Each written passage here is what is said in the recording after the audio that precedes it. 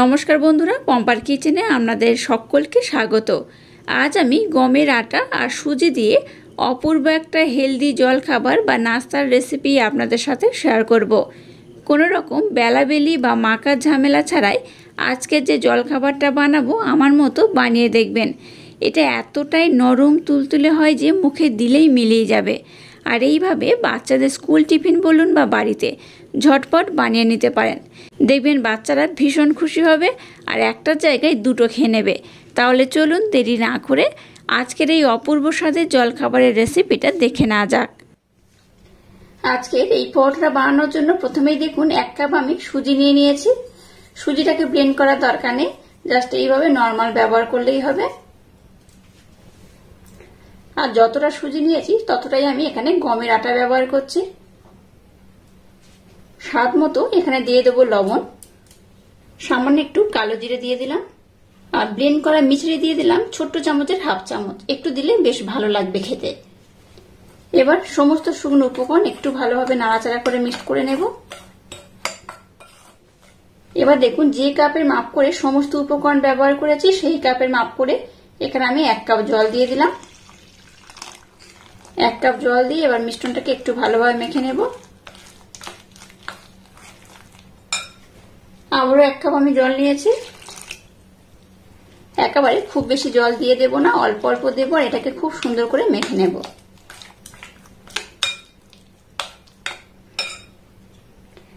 আবার একটু আমি জল দিয়ে দিলাম। এখানে মোট দেখুন এই কাপটার মাপ করে 1.5 কাপের একটু বেশি আমি জল ব্যবহার করলাম।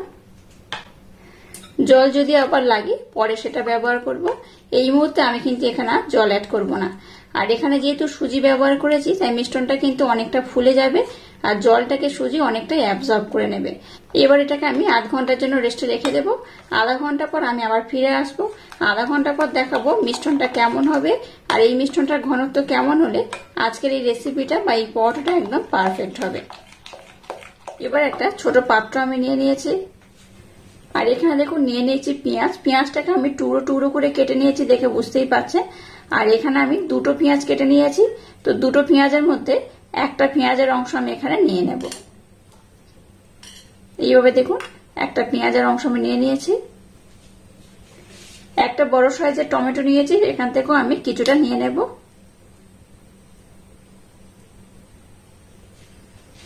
কিছুটা গাজর, আমি কিন্তু একটু বেশি করে নিয়েছি, তো কিভাবে এগুলো ব্যবহার করব আমি আপনাদের বলে দেব। তো এখানে প্রথমে দেখুন একটা পাত্রে সব রকম আমি অল্প অল্প করে নিয়ে নিচ্ছি। নিয়েছি কিছুটা ধনেপাতা কুচনো, এটাকেও নিয়ে নিলাম অল্প করে। আর নিয়েছি কিছুটা কাঁচা পাকা লঙ্কা, লঙ্কাটাকেও নিয়ে নেব, তবে লঙ্কাটাকে আমি একটু অল্প করেই নিলাম। এবার দেখুন নিয়ে নিয়েছি চাট মশলা। চাট মশলা এখানে আমি দিয়ে দেব। দিয়ে দেব সামান্য একটু হলুদ গুঁড়ো, আর ভাজা জিরে গুঁড়ো এখানে একদম অল্প করে দিয়ে দিলাম। এখানে লবণ ব্যবহার করতে হবে, তবে সেটা কিন্তু আমি এখন ব্যবহার করব না, একদম শেষে আমি এখানে লবণটা ব্যবহার করব। এখন যদি লবণ ব্যবহার করা যায় তাহলে কিন্তু পেঁয়াজগুলো একদম নরম হয়ে যাবে আর পেঁয়াজ থেকে কিন্তু জলটাকে ছাড়তে শুরু করে দিবে। তাতে করে কিন্তু আজকের এই রেসিপিটা বা পরোটা একদম পারফেক্ট হবে না। লবণ ছাড়া সমস্ত উপকরণ দিয়ে একটা মিশ্রণ দেখুন আমি রেডি করে নিয়েছি। তো এটাকে কিভাবে ব্যবহার করব আমি আপনাদের পরে দেখিয়ে দেব। আধা ঘন্টা পর আমি ফিরে এলাম। মিশ্রণটাকে আমি আধা ঘন্টার জন্য রেস্টে রেখে দিয়েছিলাম, আর মিশ্রণটা দেখুন অনেকটাই ঘন হয়ে গেছে, দেখে বুঝতেই পারছেন বেশ অনেকটাই ঘন হয়ে গেছে। এবার দেখুন একটা মিক্সির জার আমি নিয়ে নিয়েছি। এবার এই মিশ্রণটাকে অল্প অল্প নেব আর খুব ভালোভাবে ব্লেন্ড করে নেব। একেবারে খুব বেশি দেব না, অল্প অল্প দেব আর ব্লেন্ড করে নেব। একটু ব্লেন্ড করে নিলে কি হবে, এটা খুব স্মুথ হবে, তাহলে কিন্তু যে পরোটা বানাবো তার রেজাল্টটা একদম পারফেক্ট হবে।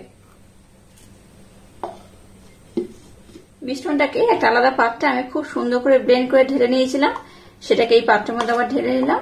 দেখুন মিশ্রণটা কত স্মুথ হয়ে গেছে।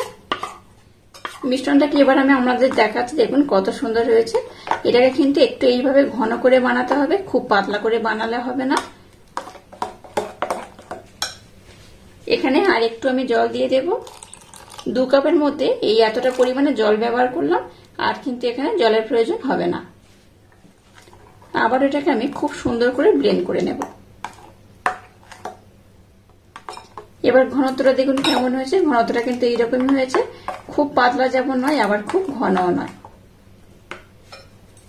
আবার এখানে এই 1 চামচের মতো চাট মশলা দিয়ে দেবো সামান্য একটু জিরে গুঁড়ো আর একটু ধনে গুঁড়ো দিয়ে দেব। এটাকে আমি আর একবার খুব সুন্দর করে মিক্সড করে নেব। আপনাদের হাতের কাছে চাট মশলা না থাকলে চাট মশলার পরিবর্তে এখানে আমচুর পাউডারও ব্যবহার করতে পারেন। এবার এখানে 1 চামচের মতো সাদা তেল ব্যবহার করব। তেলটা দিয়ে আবার এটাকে আমি খুব সুন্দর করে এইভাবে ব্লেন্ড করে নেব। আজকের পরোটা যেভাবে বানাচ্ছি একবার হলো ট্রাই করবে, কোনো রকম মাখা বেলা ঝামেলা থাকবে না, খুব সহজে কিন্তু এই পরোটাটা বানিয়ে নিতে পারবেন। এবার এখানে দিয়ে দেবো একটা পেঁয়াজ কুচনো। এখান থেকে আমি অর্ধেকটা পেঁয়াজ নিয়ে নিয়েছিলাম, সেটা পরে ব্যবহার করব।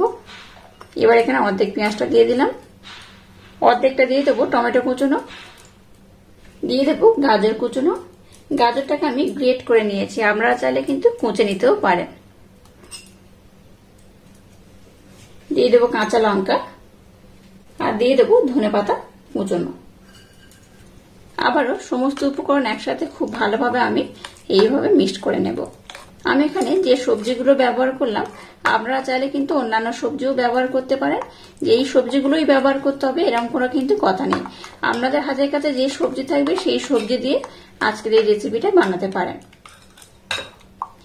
এবার দেখুন ঘনত্বটা আমি আপনাদের দেখিয়ে দিচ্ছি। ঘনত্বটা এইরকমই হয়েছে, খুব যেমন ঘন নয় আবার খুব পাতলাও নয়। সমস্ত উপকরণ এর মধ্যে আমি দিয়ে দিয়েছি। এবার দেখুন গ্যাসটা জেলে দিয়ে এরকম একটা আমি তাওয়া বসিয়ে দিয়েছি।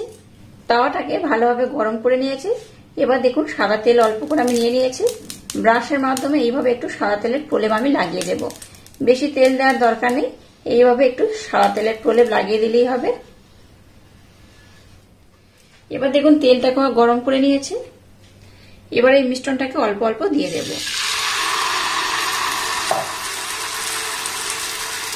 আপনারা চাইলে একটু ছোট বড় করে বানাতে পারেন, তবে আমি খুব কিন্তু বড় করব না, একটু ছোট ছোট করে বানাবো, তাতে করে দেখতে ভালো লাগবে, খেতেও কিন্তু খুব সুন্দর লাগবে। এবার দেখুন মিশ্রণটাকে আমি নিয়ে নিয়েছি আর এখানে একটু আমি লবণ দিয়ে দিয়েছিলাম। এবার উপর থেকে অল্প এইভাবে একটু দিয়ে দেব, অল্প অল্প করেই দেব। এবার এটাকে এইভাবে ঢাকা দিয়ে দেব। ঢাকা দিয়ে একটু আমি হতে দেব। 1 মিনিট সময় দিয়ে এটাকে আমি হতে দিয়েছি। দেখুন উপরের পোর্শনটা ভালোভাবে হয়ে গেছে, দেখে বুঝতেই পারছেন। এবার এই তেলটাকে আমি নিয়ে নিয়েছি, উপর থেকে এইভাবে একটু ব্রাশ করে দেব।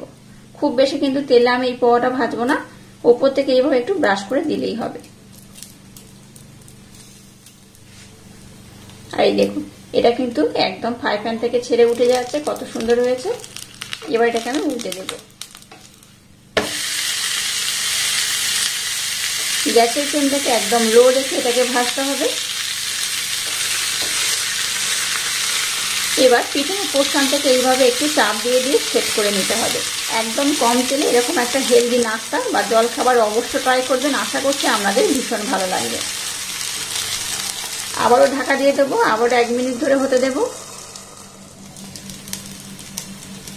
দেখুন অপর দিকটাও আমি খুব ভালোভাবে বানিয়ে নিয়েছি, উঠে আপনাদের দেখাচ্ছি। দেখুন এই দেখুন এই দিকটাও কিন্তু খুব সুন্দরভাবে হয়ে গেছে, দেখে বুঝতেই পারছেন। আবার উল্টে দিয়েছি, পিছনের পোর্শনটাকে আরেকটু আমি বানিয়ে নেব। এটাকে আমি খুব সুন্দর করে ভেজে নিয়েছি। এবার এটাকে আমি উঠিয়ে নেব।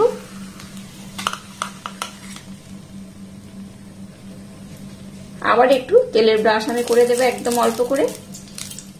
আবারও মিশ্রণটাকে আমি দিয়ে দেব।